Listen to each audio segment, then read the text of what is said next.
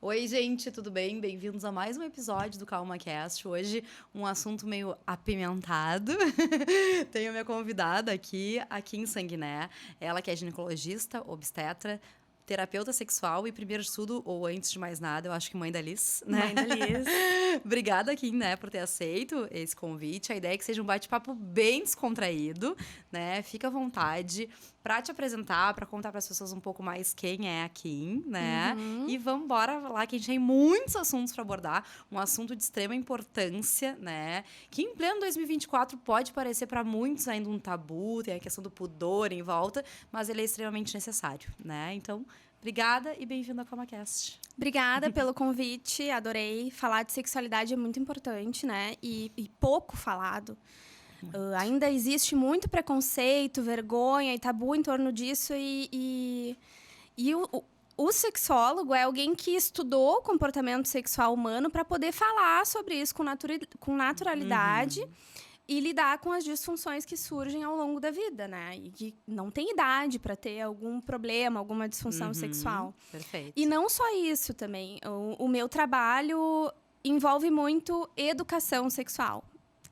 Mostrar para as mulheres como é que é a resposta sexual, como é que funciona em cada fase da vida, para elas entenderem que não é só com elas que acontece determinada coisa, né? Não são só elas que se sentem assim na menopausa, durante a gravidez ou durante a adolescência. Enfim, para se sentirem acolhidas e terem com quem conversar, com quem contar para falar sobre isso. Perfeito. Terapeutas sexuais, acho que eu não conheço nenhuma aqui em Pelotas, além de ti. Só o Dr. Jairo Bauer, né? Aquela do Altas Horas, que eu não me esqueci, Laura alguma coisa, sei lá. Isso, Laura Miller. Enfim, né? Algumas figuras, assim, da mídia, né? Mas porque não é ainda, não sei se uma profissão, né? Muito comum das pessoas procurarem, né? E aí, já queria entender um pouco melhor, assim. Tu tratas única e exclusivamente a mulher e aí, consequentemente, o seu parceiro ou parceira? Ou também a terapeuta atende primeiro os homens? Como é que funciona isso? Bom, eu sou ginecologista, né, de formação. E aí, durante a faculdade de medicina, a gente não ouvia falar muito sobre sexualidade, né? A gente não aprende a conversar sobre isso com o paciente. E isso acaba ficando muito na individualidade, na invisibilidade. Perfeito. É exatamente essa palavra. E aí, quando eu fui fazer a minha especialização em ginecologia, eu tinha uma professora que era, assim, uma entusiasta do sexo. A Noca. E aí, ela me inspirou, assim, a ir mais atrás disso. E aí, outra professora minha, a Cristina Saldanha, me deu a dica de fazer o optativo da residência com a doutora Sandra Scalco, em Porto Alegre. E aí, eu fui e me apaixonei. Né? E aí eu me dei conta que a gente não abordava isso na consulta ginecológica. Nunca com a paciente. E isso precisa ser abordado, porque sexo é saúde. A OMS reconheceu já como um dos critérios de qualidade de vida. Então, como é que a gente não vai falar disso, né? Como é que a gente não vai valorizar? Se isso promove bem-estar, só traz bem-estar, não tem nada de ruim que o sexo pode trazer para nós, né? Perfeito. E aí, no consultório, como eu sou ginecologista, eu primeiro atendo a mulher. E se for uma demanda de casal dela e da parceria, como, por exemplo, disfunção de desejo, como é que foi que ela chegou até ali? Né? Pode ser porque o estímulo não tá adequado, ou porque o casamento levou a uma rotina sexual, né? Porque tem um repertório muito pobre no sexo. E aí eu chamo a parceria para ajustar algumas coisas, e terapia sexual nada mais é do que psicoterapia associada a técnicas, a exercícios, para fazer em casa, individualmente. Que legal. Tem temas de casa, então. Sempre, sempre, sempre, sempre. E é muito importante esse engajamento da parceria para que dê certo. Porque eu vejo que o problema sexual, a disfunção sexual, não é um problema unicamente da mulher. Né? É um problema daquele ambiente, daquele casal como um todo. Perfeito. Então, preciso sim trazer esse parceiro em algum momento para que ele ajude nesse processo, para que dê certo. E tem algumas disfunções, alguns problemas que eu posso tratar individualmente a mulher. E às vezes também é uma mulher que não tem parceria, né? Que tá lá para se conhecer melhor, para se entender, para se dar prazer, né? Não sabe da anatomia, não sabe o que desencadeia o orgasmo. E aí eu ajudo ela nessa parte também. Perfeito. Sabe que essa questão do se conhecer também, como é importante, né? Quem, na base, digamos assim, né? Eu fui criada numa família extremamente tradicional, católica, né? Então, a gente não conversava sobre isso dentro de casa, né?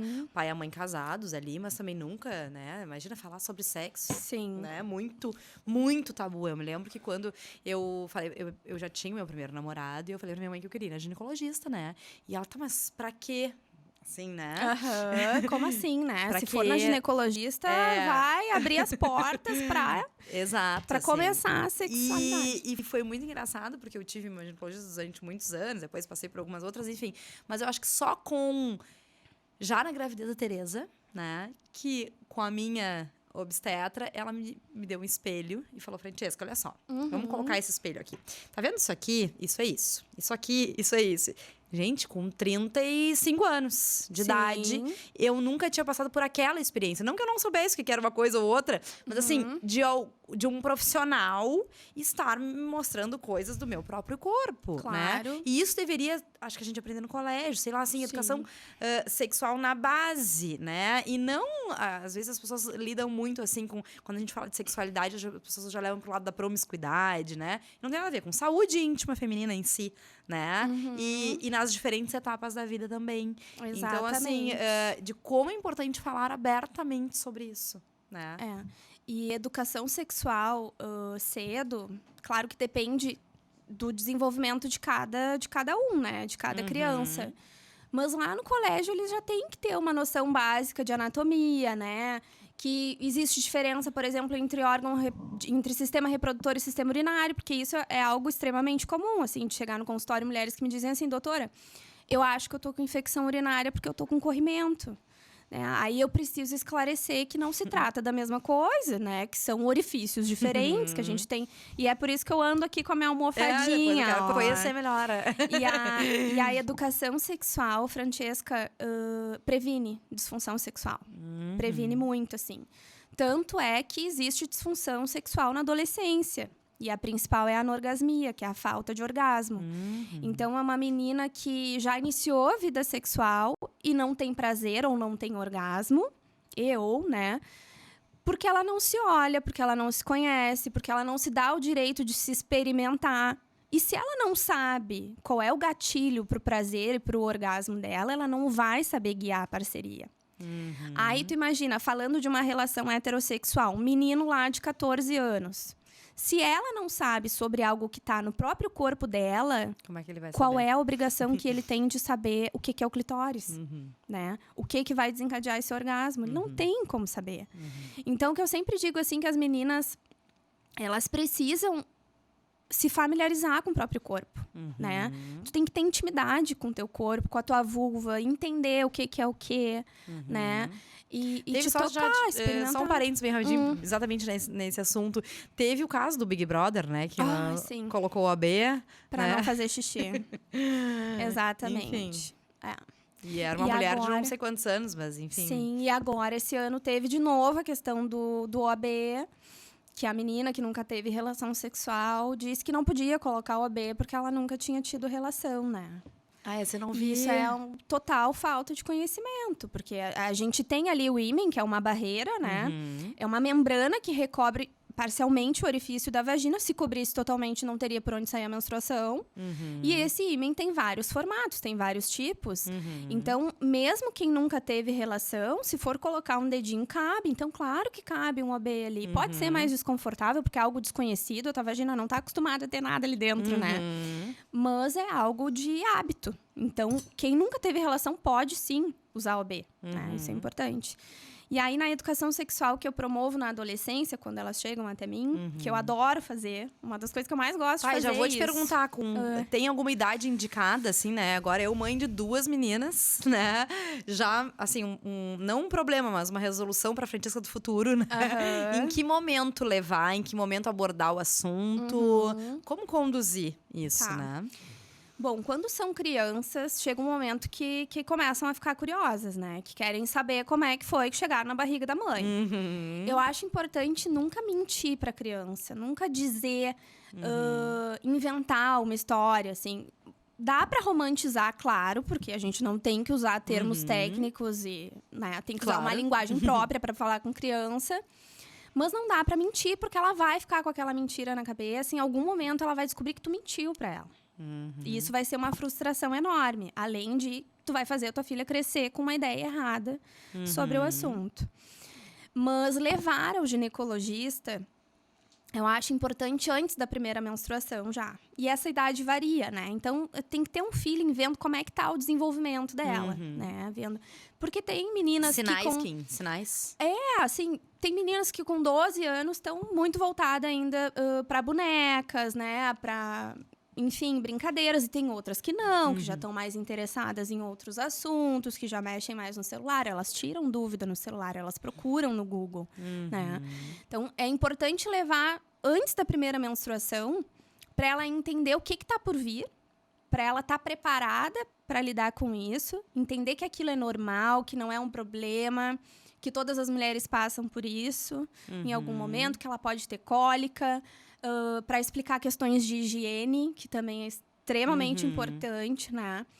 E educação sexual depende muito, assim, do desenvolvimento mesmo. Porque a educação sexual que eu promovo no consultório não é aquela coisa assim, tens que usar camisinha porque senão vai pegar uma infecção sexualmente transmissível ou vai engravidar. Não. Eu promovo essa educação sexual pautada também no prazer. Eu quero que essa menina saiba o que é o clitóris, o que é a vulva, o que pode proporcionar prazer. Nesse momento, eu já explico também que relação sexual é algo que deve ser prazeroso para os dois, porque também a gente escuta falar, e isso foi, assim, culturalmente disseminado, que a menina não pode se tocar, não pode se olhar, né? Tira a mão daí, não mexe, é feio. Não faz isso. Enquanto o menino é estimulado a iniciar, né, precocemente as relações sexuais, né? Às vezes até como presente do pai. Exatamente, né? Às vezes acabam até pagando para esse menino iniciar. E, enfim, isso pode causar problemas sérios na vida adulta dessa menina. Porque ela pode entender que o sexo é algo que não é prazeroso, que é só pro homem. E ela pode se submeter ao longo da vida dela a relações sexuais que ela não tá muito afim. E aí, se não tá muito afim, já não lubrifica direito, já pode ter dor. Não vai atrás do orgasmo, porque nunca se olhou, não se tocou, né? E isso lá na frente, a hora que ela entender como é que funciona, como é que pode funcionar... pode demorar muito para ela entender. E aí ela passou a vida inteira sem viver plenamente a sua sexualidade. Isso é comum, Kim? Assim, mulheres que não sentem prazer, enfim, mulheres que não conhecem o próprio corpo e que demoram também, que chegam no consultório e que tu pensa, por que não veio antes, né? Muito. Nos conta como é que é essa relação aí.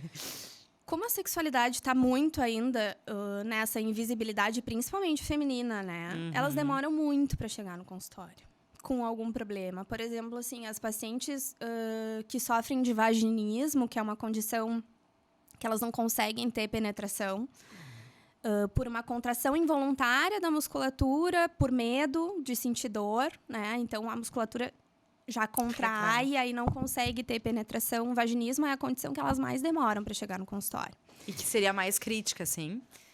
É bem fácil de tratar, mas para a vida daquela mulher é extremamente impactante. E deve ser uma mudança brusca, assim, né? Antes do tratamento e pós-tratamento. É muito impressionante a mudança, assim.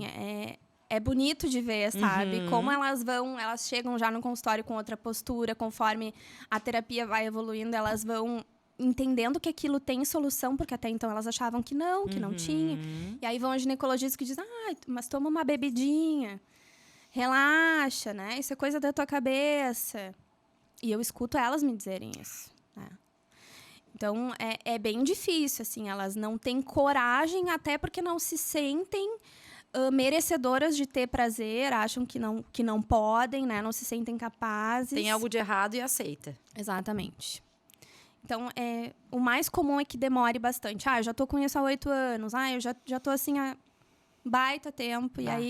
E tem mulheres que se submetem a relações mesmo sem ter orgasmo. Uma que nem sabe o que é o orgasmo. né? E outra que acha que tudo bem, que o prazer é para ser só pro outro mesmo, e aí vão se submetendo a isso uma vida inteira. Que faz parte, digamos assim. Exatamente. E muito porque não ouviram sobre sexo durante a infância, em casa. Daqui a pouco era um casamento, né? A mãe e o pai discutiam muito, não tinha muito carinho entre eles, né? Ou a mãe já verbalizava coisas do tipo assim, lá vem o teu pai querendo. Já ouvi isso também de paciente. Aí o que aquela criança que tá ouvindo aquilo vai pensar? Sexo é muito ruim, a minha mãe não gosta e faz por obrigação. Que loucura, né? E o que a gente manifesta da nossa sexualidade hoje é o que tu aprendeu, o que tu leu e o que tu viveu ao longo da vida toda. E isso é o teu comportamento sexual hoje. Então faz muita diferença falar sobre isso. E como esse contexto familiar vai interferir diretamente em tudo, né? Em tudo. Porque por mais que hoje a gente viva, né, nessa era totalmente... os adolescentes já são praticamente nativos digitais, que não são não é o nosso caso, né? Tem tudo ali, né? Vídeo, texto, podcast, né? Com essa informação. No nosso caso, não, a gente esperava escutar do pai e da mãe. Não sei se que o pai era sempre mais, né? Não sei. A figura feminina era sempre a responsável por esse papel. E aí, se isso não acontecia... Eu sou de uma geração que nem entre as amigas a gente conversava sobre sexo, né?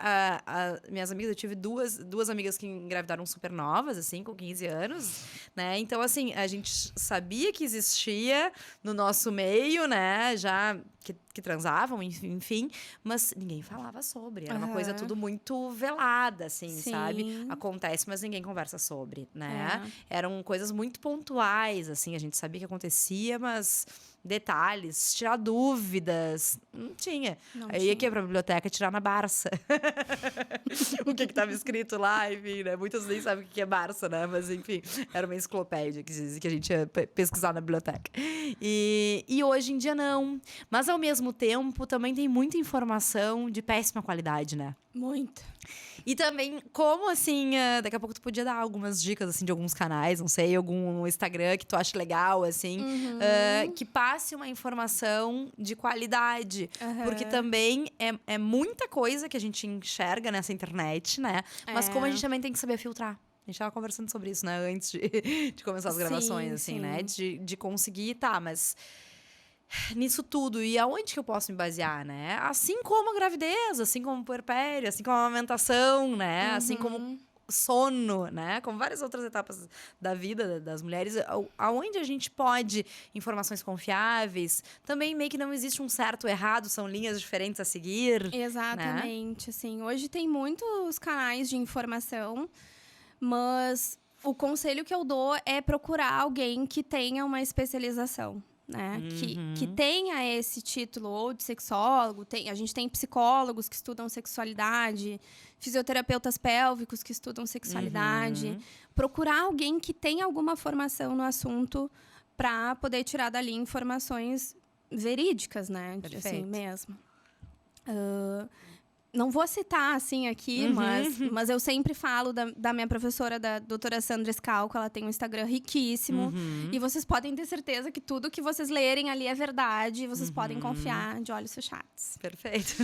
Sabe que tu falou da fisiopélvica, né? Eu faço com a Júlia, né? Sim, maravilhosa. Maravilhosa. E eu converso muito com a Júlia sobre, né? E como, assim, a minha ignorância, né? Antes de começar. E eu falei assim, Júlia, eu preciso ir de tênis, né? Eu achei que, assim, que eu ia estar lá de leg, numa bola de pilates. Fazendo ginástica, né? E eu chego lá e me deparo com outra situação completamente diferente, né? E como não chega essa informação para as pessoas. Sim. Né? Eu sou uma pessoa extremamente conectada, né? E não sabia. Sim. Então, assim, o que deixar para as pessoas que nem buscam essa informação. Né? E eu indico muito fisioterapia pélvica, né? Porque a sexologia... na verdade, é um tratamento multidisciplinar. Muitas vezes eu preciso encaminhar para a Júlia, paciente, e preciso de ajuda de amigos psicólogos, né? Então, é isso, assim, é contar com várias equipes para que a gente tenha um atendimento qualificado, sucesso, assim, para que tenha sucesso mesmo. E onde é meu consultório, que é na Clínica Life, a gente tem eu como sexóloga, a Júlia que é fisiopélvica, e a FAB, que trabalha com laser e com botox, que também resolve inúmeras disfunções sexuais. Então é um tratamento bem completo. Não tem o que a gente não resolva lá. Perfeito. E agora tu estava falando da questão dos psicólogos também, né? Como a questão do sexo em si, né? Ele é muito mais psicológico do que fisiológico, não sei se seria assim o termo, mas enfim, pelo menos para as mulheres, né? Eu sempre digo que a gente não tem um botão de liga e desliga, agora eu quero, agora eu não quero. É uma soma de fatores, né? As coisas precisam estar tudo muito tranquilas, encaixadas, para que essa relação seja leve, saudável, né, e prazerosa para ambos, assim, porque não é só o fato de fazer sexo, não é sobre, né, isso. E para que ela queira se engajar na relação sexual, né? Porque, por exemplo, assim, a gente escuta falar, é mentira que a resposta sexual do homem e da mulher são diferentes. Não é mentira. Quando tu vai estudar, tu vê que é verdade, né? E a principal diferença tá ali no desejo sexual. Então, a mulher, ela tem o desejo fragmentado em dois. O desejo espontâneo e o desejo responsivo. Claro que essa fragmentação é para ficar mais didático, né? Para as pessoas entenderem. Mas o desejo espontâneo é aquele tesão, aquela vontade de começar uma relação que geralmente está presente ali nos primeiros 2 anos de relacionamento. Tem um tempo, que é o período da paixão. E aí, depois que passa esse período da paixão, a maioria das mulheres fica num estado de neutralidade. E aí, quando acontece um estímulo correto, ela consegue responder. E por isso que o nome é desejo responsivo.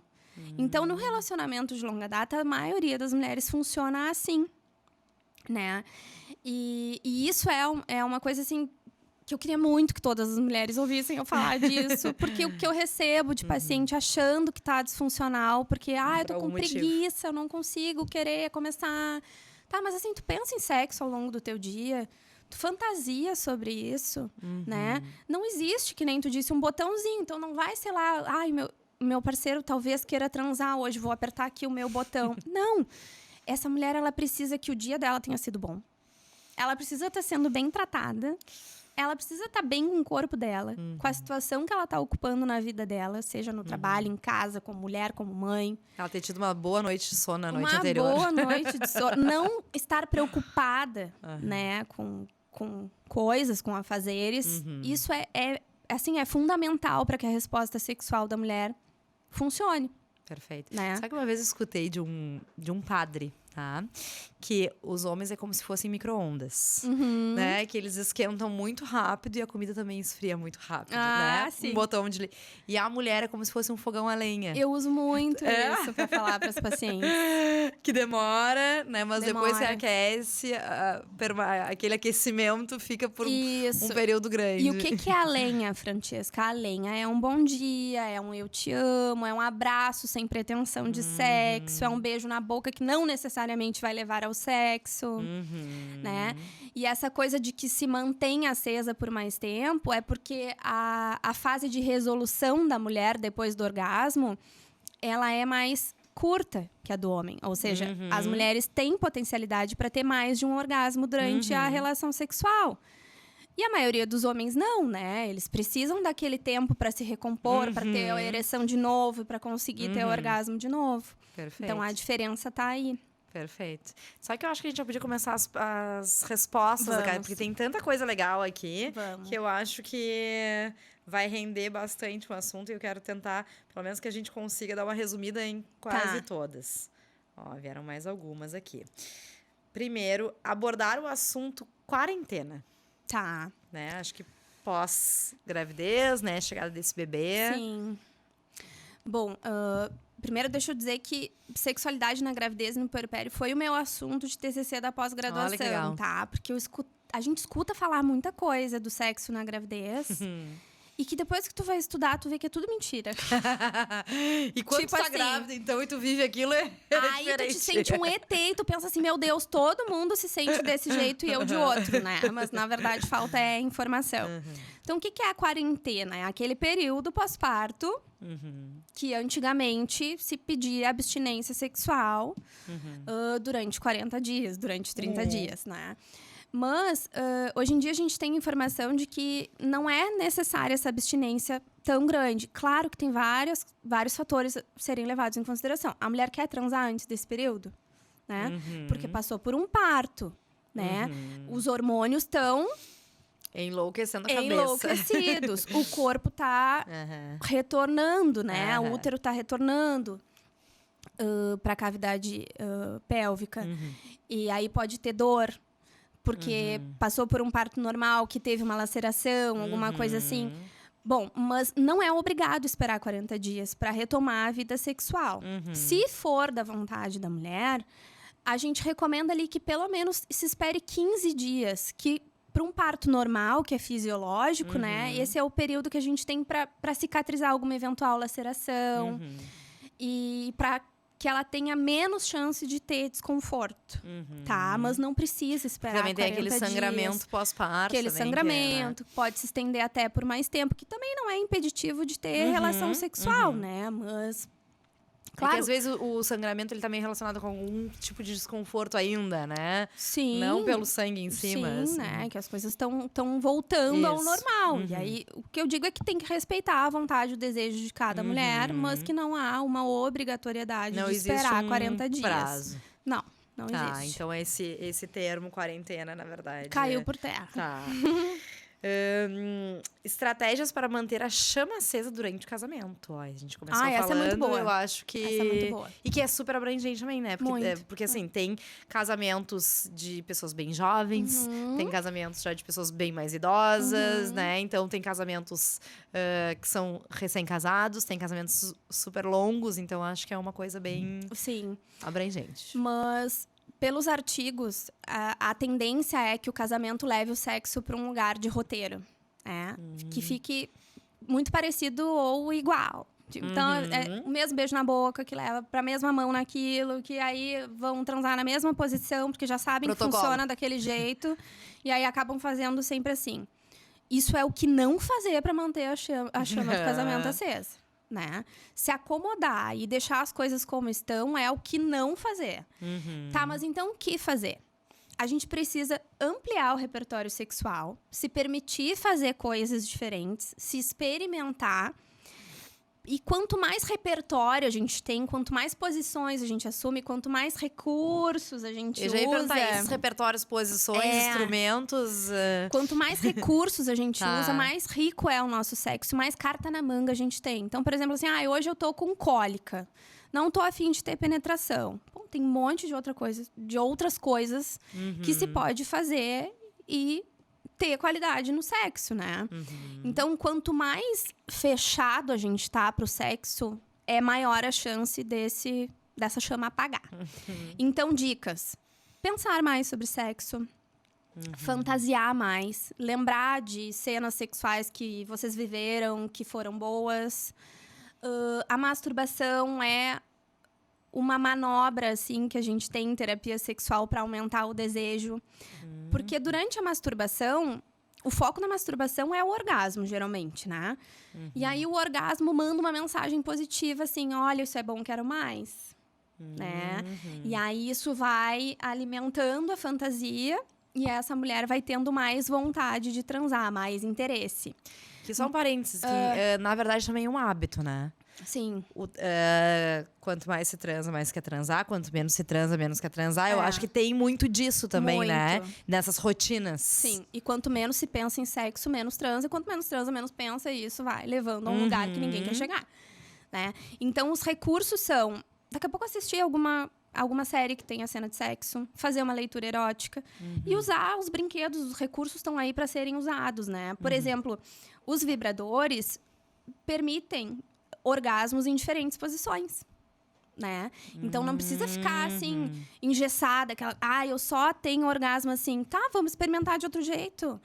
Com um bulletzinho dá pra ter orgasmo, inclusive de conchinha, que não tem estímulo clitoriano, né? Então, é usar da criatividade pra fazer coisas diferentes e buscar sempre novidade. Porque o desejo da mulher é movido a isso, a novidade. Então, tem uma precisa estar se reinventando. Acho que vamos ler direitinho aqui. Apetrechos para usar no momento A2. Tá.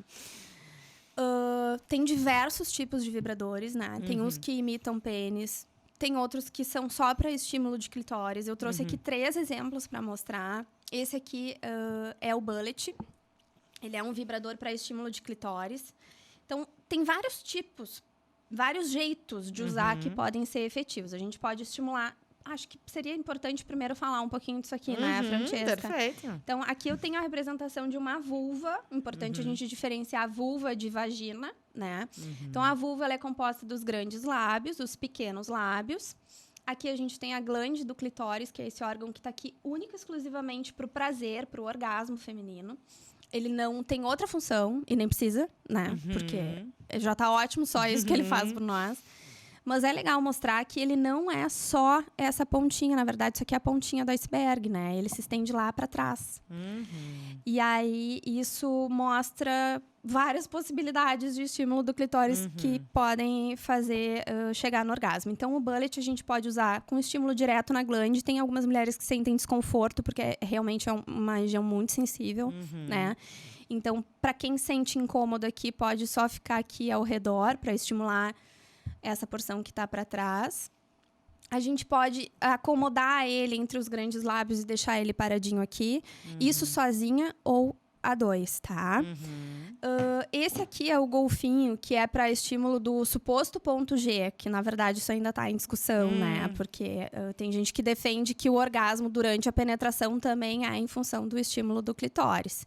Então, esse aqui é para penetração, para estimular a vagina e o clitóris. E esse aqui também é super interessante, é um vibrador de casal. Então, essa porção vai dentro da vagina e essa aqui fica estimulando o clitóris. E aí faz estímulo no pênis também durante a penetração. Mas, assim, tem muita coisa, muitas ideias para usar. É importante ir sempre atrás de informação e experimentar. E experimentando é tentativa e erro. Tem coisas que não vão ser boas para ti, que são ótimas para mim. E aí a gente precisa ir experimentando mesmo para ver o que de novo, aquilo que não é tem melhor. certo e errado, Não né? tem. E sim o que funciona para dupla ou para ti sozinha. Enfim, Exatamente. né? Relações bissexuais, como lidar? Conhecendo a anatomia, né? Os estudos mostram que relações homossexuais, e falando de mulheres agora, relações homossexuais têm um número muito maior de orgasmo do que relações heterossexuais. O que isso significa? Que a mulher que se conhece, que sabe o que dá prazer para ela, vai poder proporcionar prazer para sua parceria também. Então, eu não entendi muito bem essa pergunta, mas eu acho que talvez seja isso. É conhecer sobre a anatomia e saber o que dá prazer. Perfeito. Vamos lá. Qual a frequência normal do sexo durante o casamento? Gente, não existe frequência normal. Receita né? de bolo. Existe o que é funcional para o casal. Então, tem casais que transam uma vez por mês e estão bem assim. Tem outros que precisam de uma frequência maior. Então, não existe certo ou errado. O que tem que haver no casamento é diálogo. Né? Isso precisa ser conversado. Daqui a pouco, a parceria quer transar todos os dias, mas tu não quer. E aí tem que conversar, olha, não vou transar todos os dias. Vamos combinar aqui a nossa frequência. E isso eu combino com o casal, assim, Na em terapia. terapia. Eu pergunto, qual é a frequência ideal pra ti? Por mim, transava todos os dias. E tu? E uma vez por semana. Bom, então quem sabe a gente combina 2. 2 vezes por semana. Vamos né? chegar no Por meio enquanto, termo. exatamente. Então isso é diálogo e ver o que funciona pra cada um. Tá, e aí eu já te pergunto por curiosidade, assim, pela tua experiência de consultório, né? A expectativa do homem sempre é mais frequente que a da mulher? Ou não necessariamente? Sempre é uma palavra muito forte, né? Mas na maioria das vezes, sim. Sim, na maioria das vezes, sim. Então, tá. Vamos para a próxima. Posições mais confortáveis para uma grávida. Tá, muito boa também, né? As posições que estão, assim, mais faladas nos livros, né? É a mulher por cima, que eu particularmente não concordo muito com isso, porque quando a gente tá com a barriga muito grande, fica bem difícil de assumir essa posição, né? Mas é uma posição que a gente consegue promover maior contato do clitóris com a pelve do parceiro. É uma posição conhecidamente que as mulheres têm mais orgasmo, né? E a posição de conchinha também é uma das mais indicadas. Mas onde é que ele fica com isso? Aí entra o bullet. Eu indico para as gestantes também.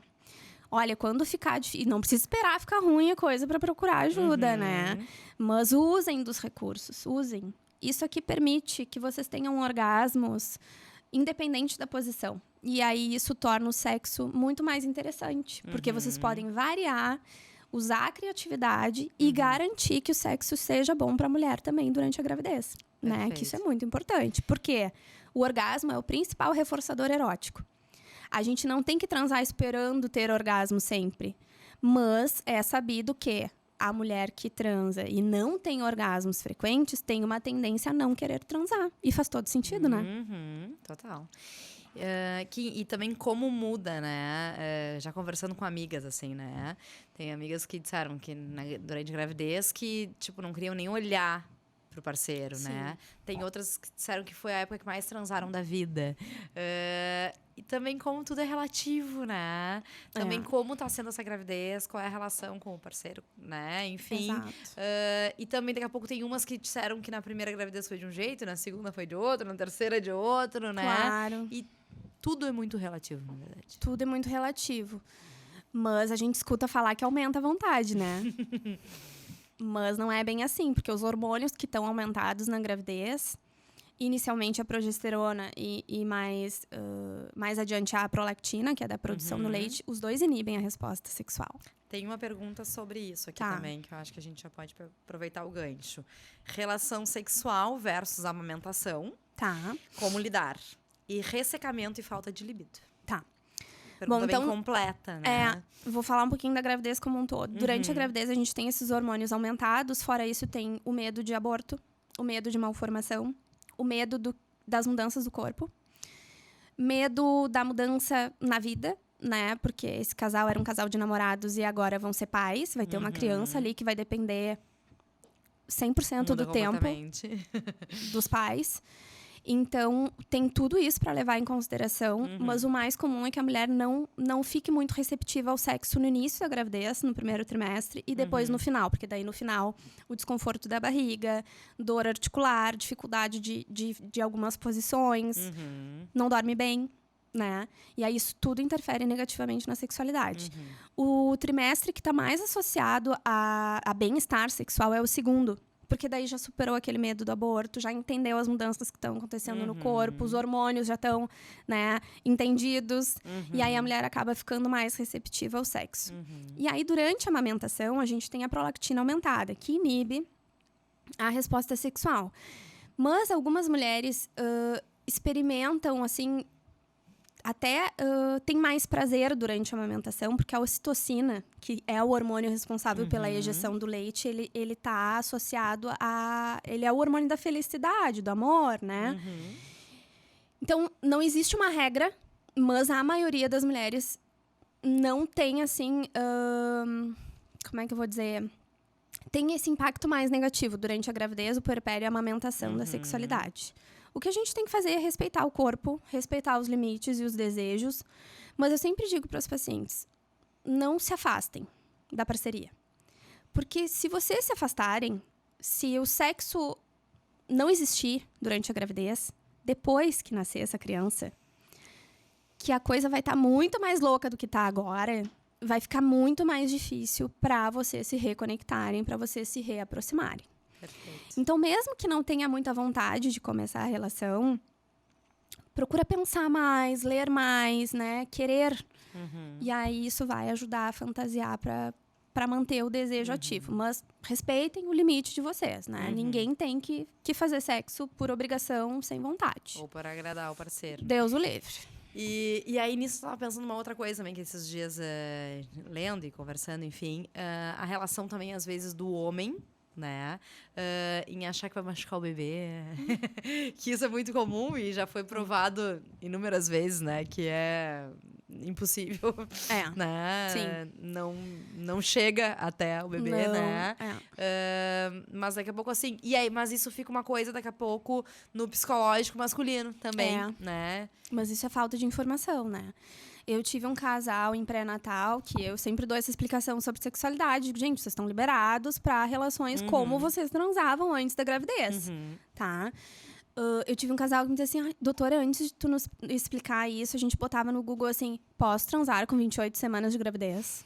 Pode, né? Então depois, vamos aproveitar. No final até deve, né? Porque induz o parto assim.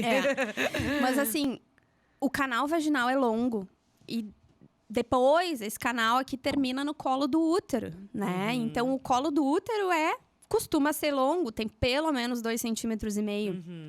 E aí, depois tá o útero. E é fechado. E é fechado, o pênis não passa, então não encosta na cabeça do bebê.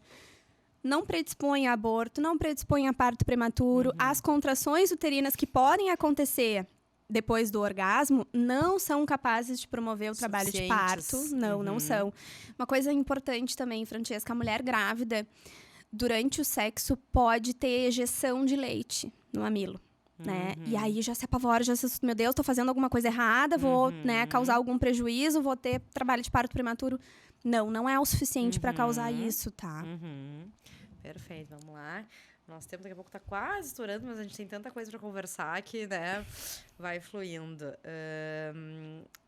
Dentro dessa mesma vibe também, né, como lidar com a sexualidade com um bebê pequeno em casa. Né? Tem muitas mães aqui que nos assistem, né? Isso é bem relativo. Vou até te pedir ajuda para falar sobre essa, né? Mas eu acho que o mais importante é reconhecer que o sexo é importante. E que em algum momento deve ser prioridade para que vocês mantenham essa conexão entre o casal, né?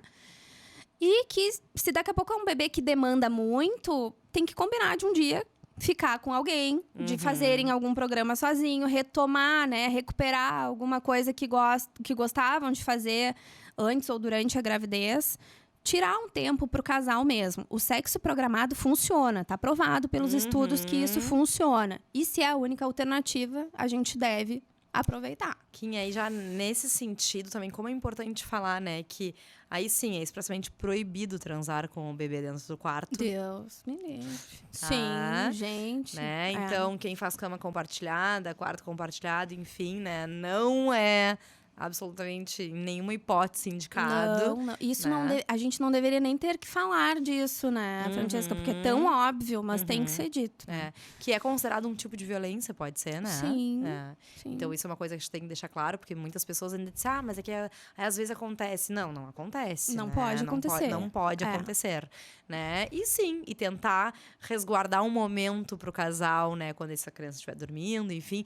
Pode acontecer da criança acordar no meio e tá tudo certo. E se aí... acordar, vai parar o que tá fazendo e vai lá atender a criança. Em outro momento, retoma. Continua de onde parou, enfim, né? E essa questão também da gente buscar alternativas, né? Porque assim, pelo menos no primeiro... Dando um pouco da minha experiência, né? Pelo menos no primeiro ano... É super cansativo, sim, para ambos, pai e mãe. Sim. A gente dorme pouco, a gente tem... são muitas mudanças na vida. Até então, éramos, né, apenas um casal, hoje uma família. Aquele bebê tá em primeiro lugar para todo mundo daquele contexto ali, né? Mas a importância de se criar alternativas, né? Daqui a pouco, assim, se não tá à vontade com o bebê em casa, daqui a pouco, um dia deixar com a avó, né? Enfim, ou se já estão na escolinha, não sei, né? Tentar proporcionar esses momentos. A minha obstetra, né, falava muito sobre isso, assim. Olha... Depois de um certo tempo, né, com 2, 3 filhos dentro de casa, horários diferentes, cada vez vai ficando um pouco mais restrito, né? Mas é aí que a gente tem que ser mais criativas. Mais criativas para tentar driblar essa rotina, né? Essa acomodação do casal. E aproveitar os momentos, né? A criança tá dormindo, a criança tá no banho, a criança tá, sei lá... Aproveitem o momento. E também da importância não só do sexo em si, mas de contextualizar esse sexo. De repente, abrir um vinho, né? Assistir um filme de conchinha, enfim, né? Tornar ambientes propícios para. Né? A gente fala bastante do dia D em terapia sexual. Que não necessariamente é um dia que tem que transar, mas é um dia que o casal precisa tirar para os dois, né? Vamos tomar um banho demorado, daqui a pouco sair pra jantar ou cozinhar juntos, dançar em casa é algo muito legal. Mas fazer algo pros dois. Se aquilo acabar em sexo, ótimo, perfeito. Mas se não acabar, tudo bem. Foi um momento que o casal dedicou pro bem-estar daquele relacionamento. Perfeito, perfeito. Várias dicas. Deixa eu ver lá. Aqui, sexo oral, vantagens e malefícios. Bom, vantagens todas, né? A maioria das mulheres gosta dessa prática, porque acaba estimulando ali o clitóris, que é o órgão que está relacionado mais ao orgasmo. E malefícios, a gente sabe que também é possível contrair infecções sexualmente transmissíveis durante o sexo oral, né? Então, de malefício, é esse. Perfeito. Então tá, Kim. Acho que assim, a gente conversaria mais muito. Muito. São muitos assuntos. Como, de novo, né? Acho que eu comecei falando sobre. E aí vamos finalizar também da importância das mulheres irem atrás de informação de qualidade. Se tiver alguma coisa errada, procurar ajuda.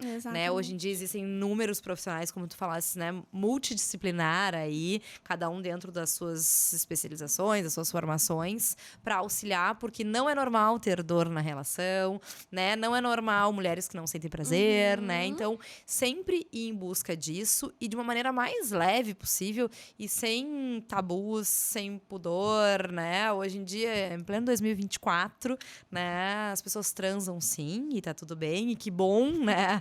Sim. Então, fazer um fechamento nesse sentido, assim, pra tu deixar uma mensagem pras pessoas, pra quem tá nos assistindo. Tá? É isso.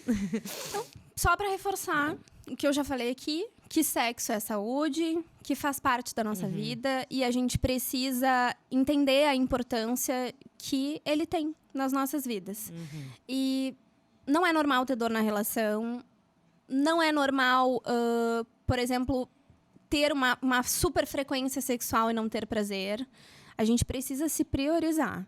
Então, tem que procurar atendimento se tem alguma coisa te incomodando. Se tu não tá satisfeita com qualquer coisa na esfera sexual, existe tratamento, existe recurso para isso. Então, vai atrás, que sexo é para ser bom do início ao fim. A gente deve ir a passeio na relação sexual e não só focando lá no final. Perfeito, deu o recado. Kim, mais uma vez, muito obrigada por ter aceito esse convite, né? Para bater esse bate-papo aí super descontraído. Tirar muitas dúvidas, né? Com certeza a gente teria várias outras respostas aí para dar pro público. Mas vou deixar o teu Instagram também aqui embaixo, os guris depois colocam na edição, né? Para te acompanhar nas redes sociais e também ficar à disposição aí para trocas futuras, digamos assim. Estou à disposição. Aqui um mimo da nossa parceira, Mania de Zar, tá? Uma lembrancinha. Obrigadinha. Espero que tu goste. Com certeza. E muito obrigada. Obrigada, Francesco. O que precisar já sabe onde me achar. Obrigada. Gente, espero que tenham gostado do nosso bate-papo, né? E depois coloquem aqui nos comentários mais algumas dúvidas que eu tenho certeza que a Kim vai adorar responder todas. Beijo, beijo e até a próxima. Tchau.